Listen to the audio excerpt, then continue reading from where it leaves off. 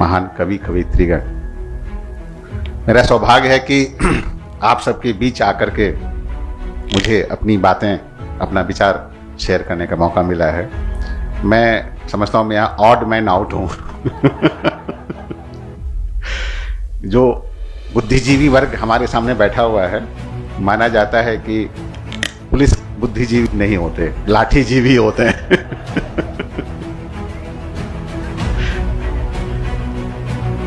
Thank you. जो आज का विषय है काफी मौजूद है, काफी रिलेवेंट है, और मुझे खुशी है कि आपके एसोसिएशन ने इस मुद्दे को उठाया है।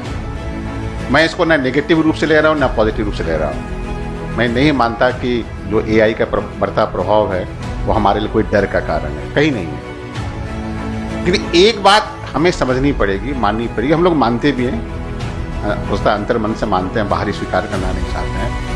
हमारा समाज, हमारा जीवन सब कुछ तकनीकी से प्रभावित हो रहा है, टेक्नोलॉजिकली ड्रिवन है। तकनीक ही हमें कहीं ले जा रही, कुछ कर रही है, सब कुछ कर रही है। चाहे हमारी पुलिसिंग हो, आपकी मीडिया हो, कविता हो, मीडिया की तमाम बातें आपने बताई, जो 3-4 वक्ताओं को सुनने का मौका मिला, कैसे आप पहले हाथ से लिखते थे, फिर कंप्यूटर पर लिखना शुरू किया वगैरह। मैं उसका आगे 1-2 चीज़ देखता हूँ। कब आपको बहुत समाचार कवर करने के लिए मौके पर जाने की जरूरत नहीं पड़ती है।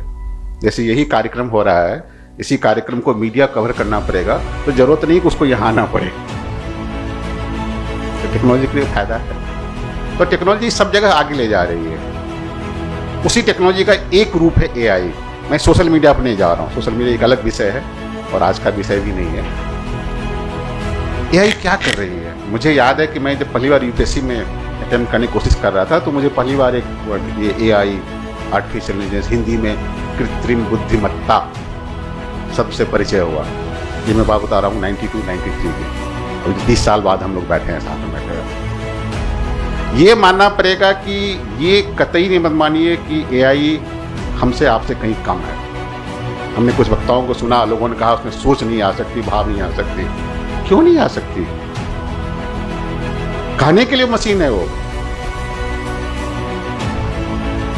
एआई का एक रूप और है चैट जीपीटी, उसके भी कई रूप आ रहे हैं। उसमें जितनी सूचनाएं हैं, आपने सही कहा कि आप जितना फीड करेंगे उतना ही सूचना देगा। सवाल है कि फीड करना आपके हाथ में कहां है? एआई को आप फीड नहीं कर रहे हैं, एआई आपको फीड कर रहा है। कभी आपने सोचा? जब आप अब यहां पर सोशल मीडिया का प्रभाव आ जाता है, हम आप सब सोशल मीडिया पर है, चाहे अनचाहे। 99.99% लोग हैं। एक 6 महीने के बच्चे से लेकर, मैं देख रहा था अभी कुछ दिन पहले मेरे घर में एक परिवार आया था, बच्चा 6 महीने का था। उसको जब दूध पिलाने लगी उसकी मम्मी, तो दूध नहीं पी रहा था, उसको सामने मोबाइल खोल दी, मोबाइल में कुछ चलने लगा, आराम दूध पीने लगा। मैं आश्चर्यचकित रह गया। तो देख रहे हैं, सबको मालूम है 99.9% हम लोग उससे प्रभावित हैं। प्रभावित क्या हो रहा है? वो आपकी सोच को प्रभावित कर रहा है। एआई स्पष्ट रूप से क्या करती है, आप किसी भी सोशल मीडिया चैनल पर, चाहे यूट्यूब पर जाए, चाहे फेसबुक पर जाए, इंस्टा पर जाए, ट्विटर पर जाए, आप जो चीज 1 या 2 या 3-4 बार देखते हैं वो समझ जाता है। आपके बारे में आपको नहीं पता है, आपके घर वालों को पता नहीं है कि आपके बारे में गूगल बाबा को, सोशल मीडिया को सब कुछ पता है। आप कब उठते हैं, कब आपका लास्ट मैसेज रात में जाता है, क्या लास्ट में देखते हैं, क्या सवेरे देखते हैं, क्या आपकी पसंद नापसंद है, उसके अनुसार ही चीजें आपके सामने परोसता है। आप सोचते हैं कि हम सब कुछ जान रहे हैं, हम सब कुछ देख रहे हैं। नहीं, आप नहीं देख रहे हैं। आप वो देख रहे हैं जो आपको दिखाया जा रहा है। जब हम लोग कुछ साल पहले बात कर रहे थे कि अमेरिका की चुनाव को रूस ने प्रभावित किया, कैसे प्रभावित किया? यही सोच के ना, आज हमें फलां पार्टी पसंद आती है, फलां पार्टी पसंद आती है, फलां पार्टी की विचारधारा पसंद आती है, कैसे आती है? आपने कहा ना हम लोग सोशल मीडिया के माध्यम से अनसोशल हो गए, वो तो एक रूप है। दूसरा रूप है कि सोशल मीडिया माध्यम से ही हमारे सारे विचार, बुद्धि सब प्रभावित हो रहा है। अभी संभल घटना, अभी मैं उस पर ज्यादा विचार नहीं करूंगा, उसके तमाम वीडियो, ऑडियो सब जगह जा रहे हैं। अर्थ क्या लग रहा है? जिसको जो अर्थ लगाना है सोशल मीडिया समझा रहा है, वो अर्थ लगा रहा है। हम आप कुछ अर्थ लगा रहे हैं, कोई कुछ और अर्थ लगा रहा है, कोई कुछ और अर्थ लगा रहा है। तो जो एआई है, चैट जीपीटी है, उसके पास सारा डाटा है। डाटा अनंत है, अथाह है, असीमित है। हम ये सोचें कि उसको फीड करना हमारे हाथ में, ना ना ना, ये गलती कभी मत कीजिए। उसके पास सब कुछ ऑलरेडी फीड है। अभी मैं कुछ दिन पहले देख रहा था, चैट जीपीटी को आप आज का कार्यक्रम हुआ, किसी कार्यक्रम में एक टॉपिक दे दीजिए, कहीं इस पर लेख लिख के दो, लिख के दे देगा आपको। आप कविता भी लिख के दे देगा। लेटेस्ट मैंने देखा, मैं अचंभित रह गया। मैं दे रहा था कि चैट जीपीटी ने एक ऐसा मशीन का आविष्कार किया है, जैसे हम स्टूडेंट हैं, अब हमारे स्कूल को पता है कि हमको कोई प्रोजेक्ट वर्क दिया जाएगा, हमें कोई होमवर्क दिया जाएगा, हम उसके माध्यम से कर लेंगे। तो वो लोग कहते हैं कि आप अपनी हैंड राइटिंग में लिख के लाओ, उसको लिखते रहे हो। तो उन्होंने चैट जीपीटी ने ये कहा कि बस केवल एक बार 5 लाइन लिख के आप दे दीजिए उसको, अगली बार वो मशीन लगा देगा, आपकी हैंड राइटिंग में लिख के दे देगा वो। ये है, वास्तविकता है।